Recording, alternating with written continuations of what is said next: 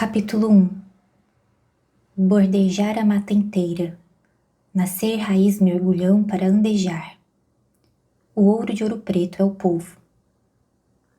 Poesia.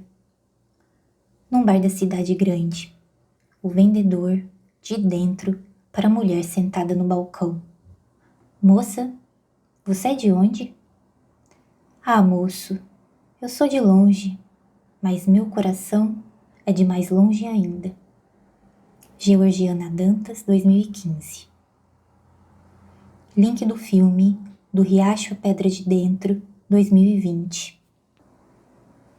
Minha terra, vim da palma da mão que plantou minha mãe e minhas tias, as laranjeiras, os pinhões, as goiabeiras, os tomates, milharal, abóbora e feijão, couve, café na bica, favo, pilão e paiol, brisa de manhãzinha.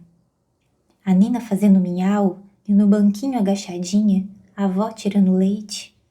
Sou da palma da estradinha, da porteira do bambuzal, das noites de luzinha fraca na cozinha lá fora. Todo ano, sempre havia uma tia que panhava uma rosa no jardim para enfeitar o bolo da dona Nica na roça. Sou um pouco da vó Nica, soprou o tio Pedro, a Nica escritinha. Mantemos o vermelho dela, guardados em sementes embrulhadas em papel. Guardamos o sonho, o mistério semeamos. A chama que provoca meu plantio e replantio vem da palma do coração da minha família. Georgiana Dantas, 2020. Link. Estrada ancestral. Imagem. Folhas e pétalas espalhadas pela página. Georgiana, 2018.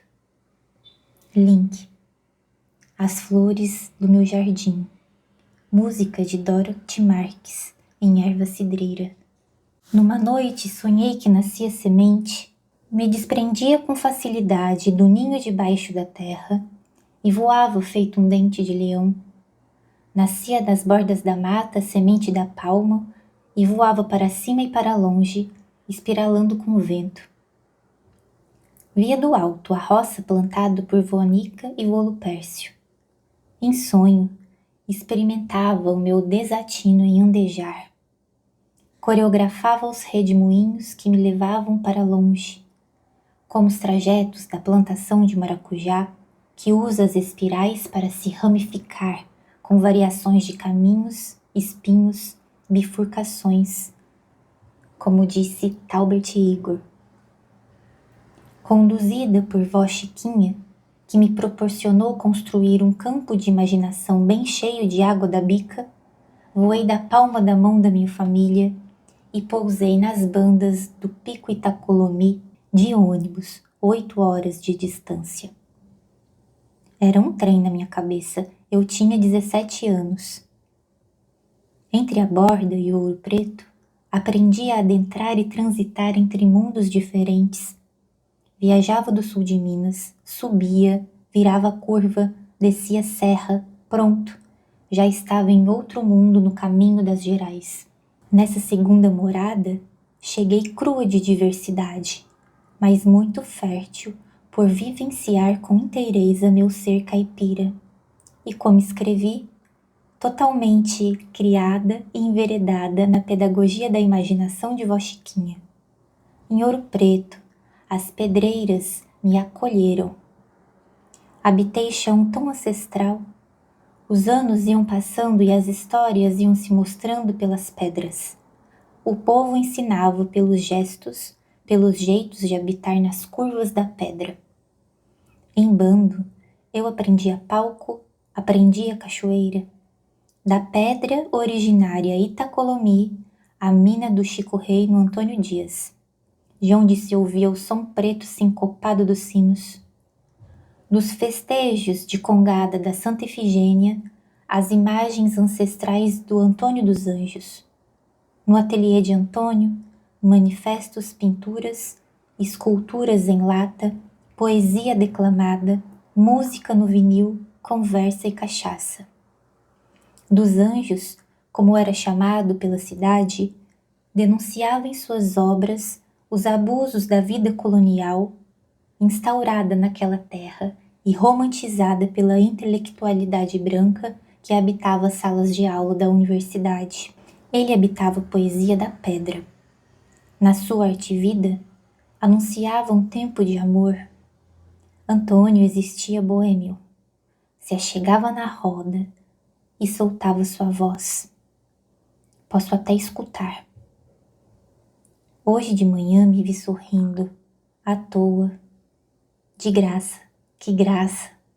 Talvez sejam desejos, talvez medo, talvez o sol que me acordou, talvez o amor que nem me deixou dormir, talvez, até pelo fato de eu existir, eu tenha sorrido, existo, resisto, amo, insisto em sorrir. Antônio dos Anjos, sem data. Em Ouro Preto, andejei mundos numa única cidade mágica. Sua paisagem sonora, desde antes do barroco ao contemporâneo, vivia entre as bacantes e o Morro São Sebastião, onde assisti cidades invisíveis debaixo da gameleira.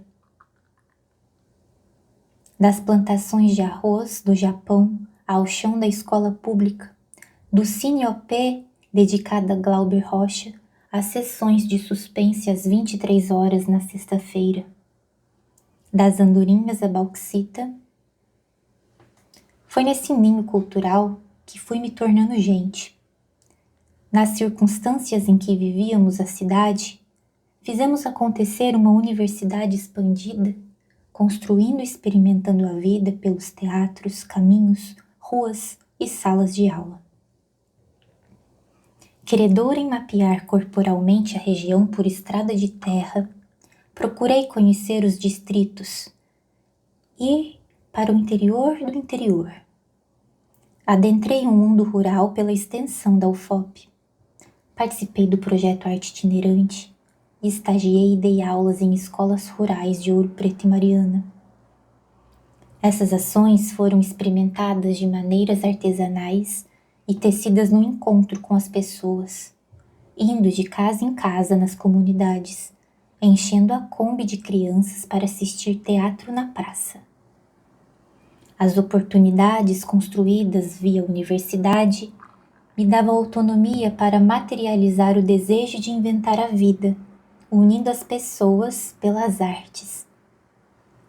Foi assim que os distritos de Santo Antônio do Leite, Glaura, Gameleira, Furquim, Diogo, Amarantina, São Bartolomeu, Campinas, São Julião, Lavras Novas e muitos outros passaram a compor as experiências de criação artística pedagógica na graduação.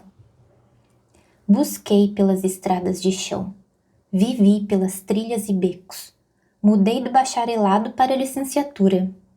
Com o tempo, percebi que aprendia melhor quando em movimento, dançando, me deslocando o corpo de um espaço para o outro, andejando, rastejando, escutando e criando junto da ancestralidade geográfica do território.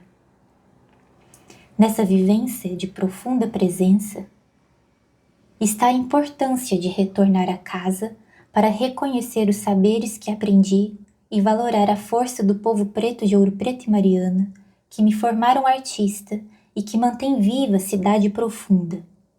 Suas tecnologias de insubmissão à vida colonial estão talhadas em gestos de pedras em cada detalhe da geografia. Na fé vivida pelas ladeiras, a Congada imaginou e teceu as estratégias de libertação do seu povo. Ao rezar, dançando e cantando, em cada ritual performado, a manifestação inaugura novos passos da liberdade de um povo, de uma cidade. É na força do contrafeitiço congadeiro que nos espelhamos para compreender e atravessar o colonialismo-capitalismo até chegarmos, enquanto povo, a vivenciar o fim da mineração para a libertação radical do território do Alto do Rio Doce. Nas festas do reizado de Nossa Senhora do Rosário, o povo preto mineiro, em sua existência congadeira, ousou, ousa e ousará criar e confabular a vida na recusa da escravidão. Se foram eles que inventaram pela fé manejos para se libertarem do sistema escravocrata e conquistar sua autonomia, é junto deles que aprenderemos a manejar o fim da mineração. Estamos atravessando. Salve Rei Galanga, salve as crianças do Alto do Cabanas em Mariana, por me mostrarem o chão como caminho para aprender a dançar e performar na rua, brincando seriamente de pertencer e fazer acontecer o bairro. Hoje, a tessitura conceitual do manejo dança, as confabulações da vida vinda dos gestos de terra, entendidos como maneiras de lutar e compor a arte-vida, que integram as coreografias cósmicas e humanas que manejam a justiça, a saúde e a alegria da terra, é fruto da imaginação aprendida em meu segundo mundo Ouro Preto, após me deslocar da borda da mata. Nesse contexto de vivências, afirmo que o andejar pelo alto do Rio Doce carrega seus motivos de existir, e retornar a eles amadurecida é um jeito de avançar nas criações artísticas em defesa da terra e dos povos perante os séculos de abusos que sofremos. Retorno como quem vai pagar visita e percebo que nós, artistas, demos muitos giros contracoloniais nas diversas instâncias dos saberes. Cuidemos nós que todas as mulheres possam continuar, começar e recomeçar apesar de tudo, a caminhar em paz e cumprir sua história. No Colo de Ouro Preto, atravessamos as violências da colonialidade caminhando pela cidade colonial, aprendendo a fazer e refazer a vida, movida pelos saberes do seu povo preto. A história contracolonial da cidade nos mostra as estratégias de fuga e o cultivo das rotas que inauguram um novo habitar e pertencer àquele território onde a liberdade foi construída. Tomemos como exemplo de luta a construção da Igreja de Santa Efigênia, iniciada no ano de 1733 como ato revolucionário preto, financiado e orientado pelo Rei Galanga, o Chico Rei. Com arquitetura e simbologias africanas, em seu interior ornam búzios, pinturas de rituais, formas fálicas, uma santa grávida e um papa negro em homenagem a Galanga. A igreja está localizada em uma encruzilhada. O manejo de luta e fé, inaugurado por Galanga e mantido hoje pela Irmandade de Nossa Senhora do Rosário e Santa Efigênia, no bairro Alto da Cruz, sob a liderança da capitã Cátia Silvério, é um minucioso trabalho que atravessa anos de construção comunitária pela liberdade do seu povo, na salvaguarda da espiritualidade e da cultura preta, vivenciado dentro de um templo religioso afro-católico e pelas ladeiras da cidade. Tratamos aqui de um contra-ataque à vida colonial, inicialmente imperceptível ao mundo branco, mas organizado de dentro de um templo que se fez cristão e subverteu a imposição de ser e estar católico, mas não somente católico. Por meio de ações radicais como esta, lideradas pelo Rei Galanga e em meio a negociações com as Irmandades Católicas, aconteceram os avanços do povo preto de Ouro Preto rumo à autonomia. A ancestralidade que veio de Congo comeu o catolicismo, dobrou o tempo, esculpiu, desenhou, cantou e dançou. Incorporou Nossa Senhora à sua fé e fez dela mãe e protetora.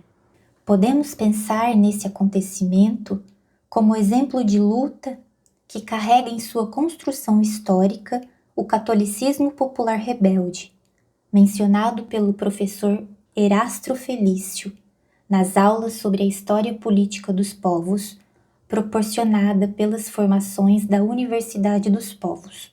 A estratégia de aliar a luta à fé serviu para burlar o mundo escravocrata branco de Ouro Preto. Imagem: a igreja de Santa Efigênia, vista em seu fundo, A fé que liberta. Imagem de Georgiana Dantas, Ouro Preto, 2024. Na fala da capitã Silvânia Aparecida dos Santos, da congada de Nossa Senhora do Rosário e Nossa Senhora das Graças, eles foram obrigados a trocar seus santos de devoção, os seus orixás, por um santo católico, porque os brancos obrigaram, mas eles ficaram mais espertos, eles transformaram, eles deram o nome do orixá deles aos nossos santos e louvam eles. Acabou os brancos louvando o orixá do negro sem perceber.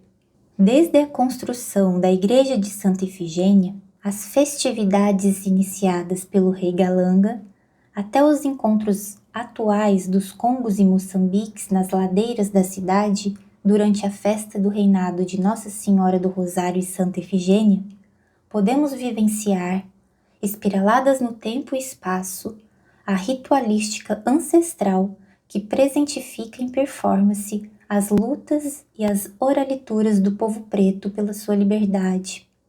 É um rebolejo criador de futuros, pois a congada é a dança que se dança no ritmo do pulsar do coração da terra, como nos ensina a mestra Leda Maria Martins. Destaco aqui a ala do catupés, presente nas congadas de Ouro Preto, em homenagem aos povos indígenas que viveram também o processo de colonização da cidade. Essa ala performa as alianças entre os dois povos na luta pela liberdade, sendo essa perspectiva da história massivamente invisibilizada na região.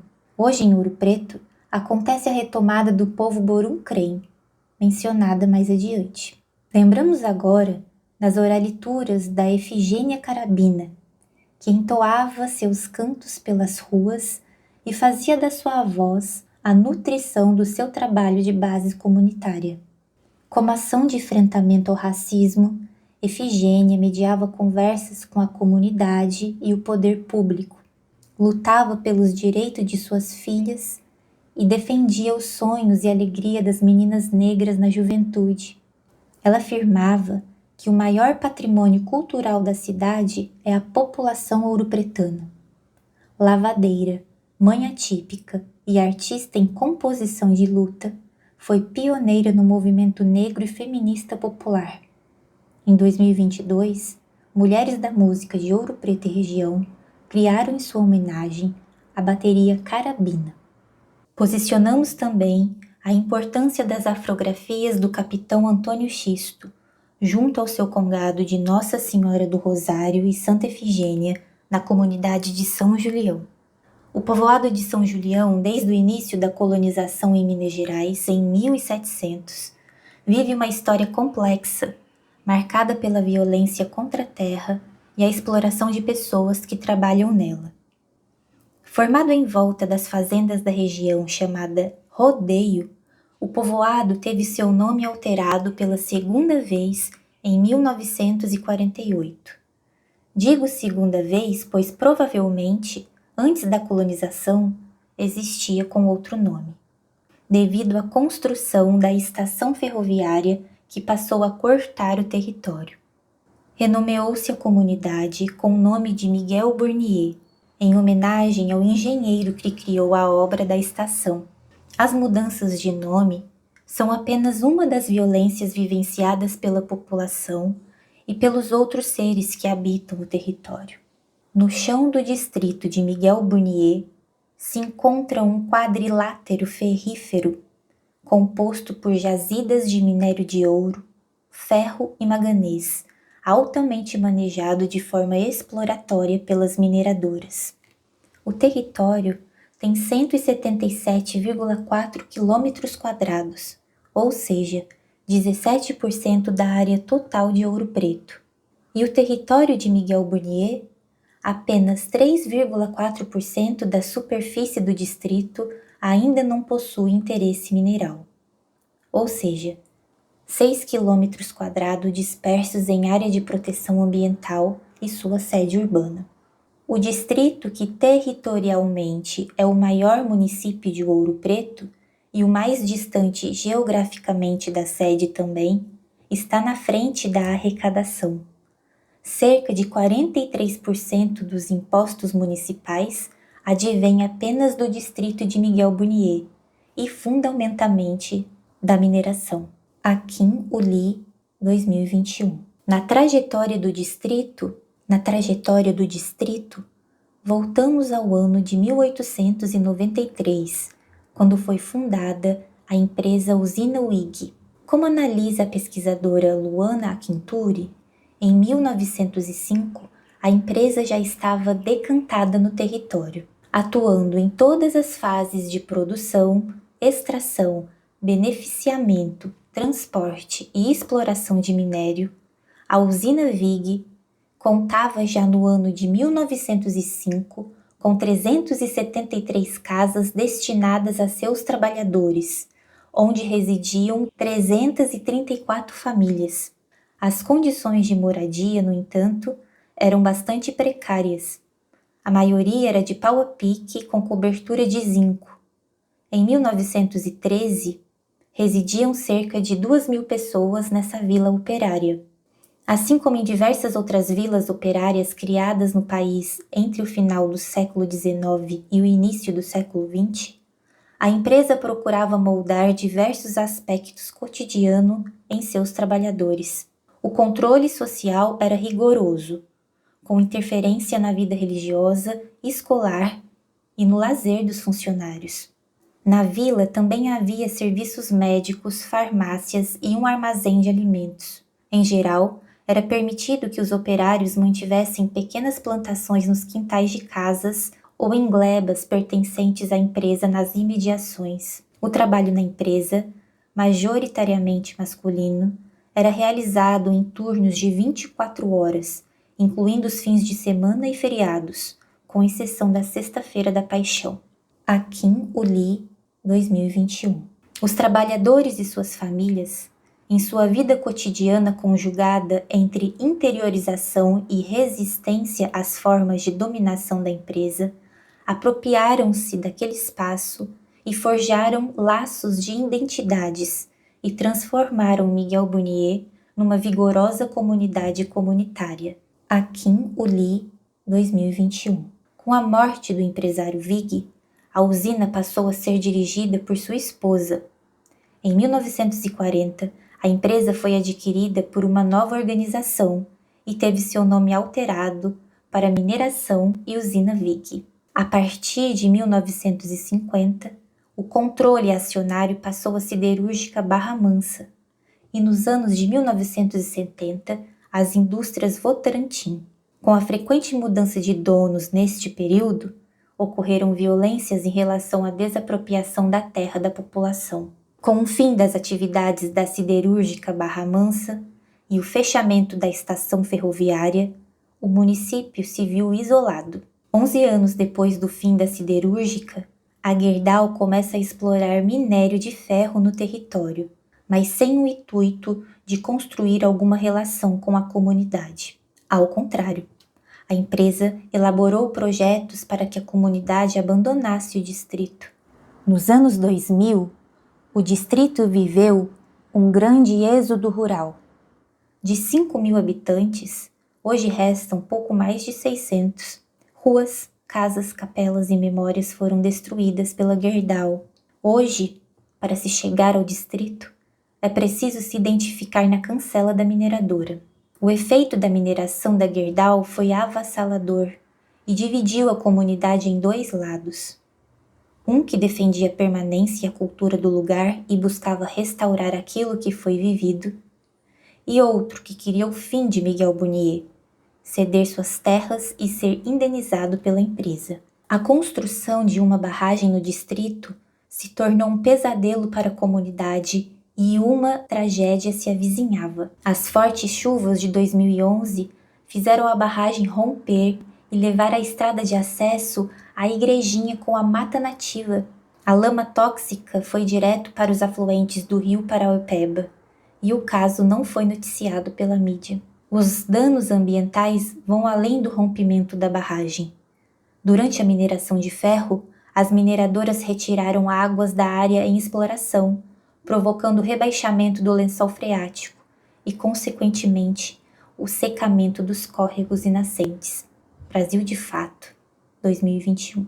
Outro exemplo de violência socioambiental no distrito aconteceu com a Gruta da Igrejinha, que durante a década de 1980 foi tratada como objeto dentro dos interesses minerários, devido à exploração de mármores dolomíticos no seu entorno, pela empresa Antônio Marcelo Borges Nunes. A Sociedade Excursionista e Espeleológica, sabendo da ameaça gerada pela mineração à gruta, interveio junto ao Ministério Público Federal em prol da proteção legal da cavidade. Esse fato culminou na explosão e obstrução da sua entrada principal pela referida empresa, na tentativa de esconder da população a existência da caverna antes que a proteção legal por decreto estadual entrasse em rigor. A comunidade de São Julião foi exaurida pela mineração predatória, que capturou profundamente os destinos da saúde psíquica, social e cultural da comunidade, engedrada historicamente na dupla fatura colonial e ambiental da modernidade, afiadamente analisada por Malco Ferdinand. Há quem diga que a cidade se tornou uma cidade fantasma. Na tentativa da construção de uma imagem de Miguel Burnier como cidade fantasma, criada por empreendedores e gestores públicos, mas reforçada pelo discurso acadêmico, ecoa e gera reflexões, jogos de imagens que reverberam sobre a imagem dessa comunidade, o que é feito para usos políticos muito estratégicos e até mesmo perversos. Há uma consonância de vozes que tenta reforçar a imagem de aniquilamento do local, de arruinamento das estruturas sociais, de abandono de uma noção de coletividade. Akinrule, 2021.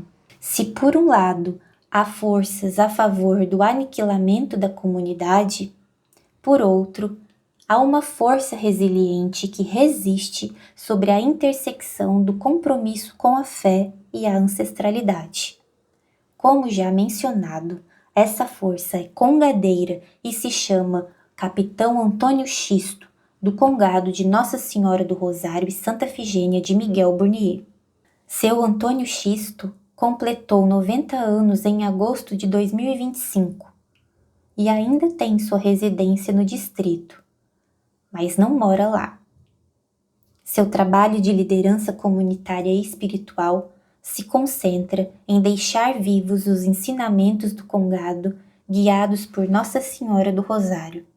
Com a espada na mão e o tempo espiralado ancestralmente, ele reabre os caminhos para a paz e torna a reunir a comunidade junto a outras guardas de Congo e Moçambique para a festa do reizado, imprescindivelmente realizada com atenção à cura do território.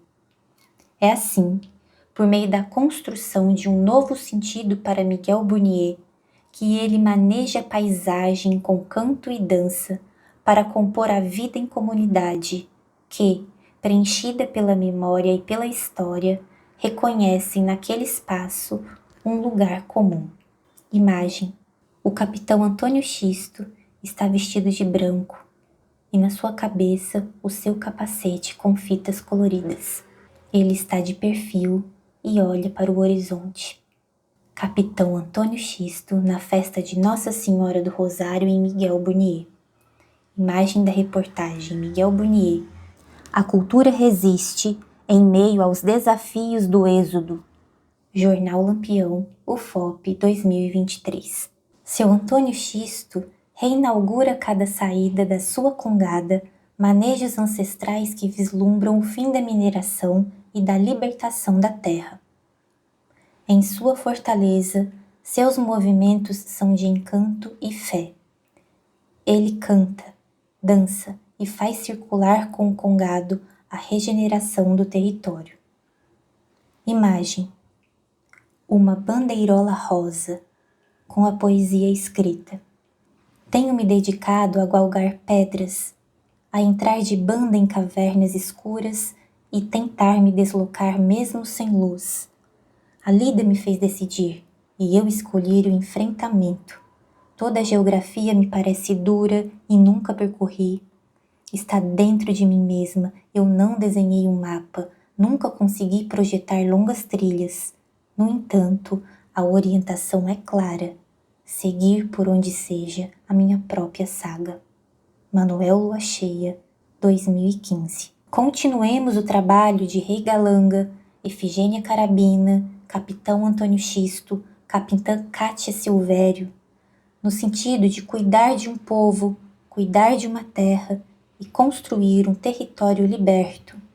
Seguiremos nessa tese refazendo as rotas e manejos ancestrais para arruinar a mineração em Minas Gerais, assim como outras práticas mantidas por certos grupos que seguem um modo peculiar de habitar a terra, ironizado por Malcolm Ferdinand e chamado por ele de habitar colonial. Como explicação, para Ferdinand, o habitar colonial contém 3 princípios estruturais claramente enunciados, tanto aqui em Abya Yala quanto na Martinica, lugar de onde ele fala enquanto homem negro. O primeiro princípio é que o habitar colonial é geograficamente subordinado a outro lugar. O segundo princípio fundamenta-se na exploração de terras com fins comerciais, que pressupõe uma relação de exploração intensiva da natureza e dos não-humanos.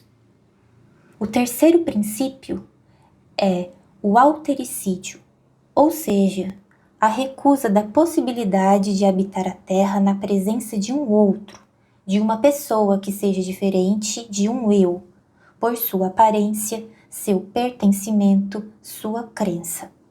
Página 50. Dessas circunstâncias, os principais atos que consagram a violência do habitar colonial são a apropriação da terra, o desbravamento, o massacre dos povos originários, a violência com as mulheres e a exploração maciça dos seres humanos pelo sistema escravagista. Cabe a nós, artistas e professoras, em moveres contracoloniais, perceber o chão que andejamos para traçarmos, juntas e orientada pelo saber e dos povos em lutas, maneiras de desfazer essa trama secular. A mineração avança para perto da cidade. Se antes ficava escondida aos olhos, hoje conseguimos ver a serra desaparecer no alto da Praça Tiradentes. Em 2025, o alvo é a Serra do Botafogo. No movimento de sucumbir à dupla fratura colonização-mineração, aberta no coração de Ouro Preto, o povo Borum-Crém do Alto do Rio Doce, que já vivia sua história antes do habitar colonial em 1700, ressurge quebrando um silêncio secular com a liderança do cacique Danilo Ramos. Foi no ano de 2016 que o processo de retomada territorial e identitária dos Borum-Crém passou a reunir seus saberes e defender seus direitos de existência enquanto povo, pois os Borum estavam na lista de povos indígenas extintos. Na dissertação Desvios do Corpo Sem Pátria, Artes Cênicas nas Retomadas de Artistas Indígenas em Abya Yala, 2025, a artista Luna Rosa traz um histórico da retomada Borum-Crém e conta sua aliança com o movimento por meio da criação cênica e da performance. Existir enquanto povo significa se relacionar com seu território de maneira inteira, sendo as serras sua mãe, as grutas suas irmãs. Os Borum-Crém viveram séculos de resistência velada e agora, abertamente, lutam para nutrir e fortalecer enquanto povo. Reflorestam seus modos de vida e constroem um trabalho artístico-pedagógico na cidade, para que a população saiba e se saiba se pertença, na história da sua terra, na perspectiva dos primeiros guardiães do território. Pois Ouro Preto é, antes de qualquer ciclo do ouro, uma terra indígena. Ouro Preto apresentou-se porosa, e absorvi porosa suas geografias, oralituras e pedreiras. Os manejos de luta, fé e festa do rei Galanga, da Efigênia Carabina, do poeta Antônio dos Anjos, do capitão Antônio Xisto, do povo Borucrem, são a história da cidade contracolonial. Nesse contexto, meu andejar caipira formou-se artista ouropretana. Ao marcar no corpo o território vivido, Ouro Preto passou a fazer parte de mim e se manifesta em mim. Então, em momentos de precisão, a força do território retorna e, em ação ancestral, nos pede para que dancemos os gestos da sua regeneração. É um chamado para desembaraçar e findar coletivamente a colonialidade que ofusca nossos pensamentos e práticas. A ancestralidade de uma geografia vivida profundamente se manifesta em nós.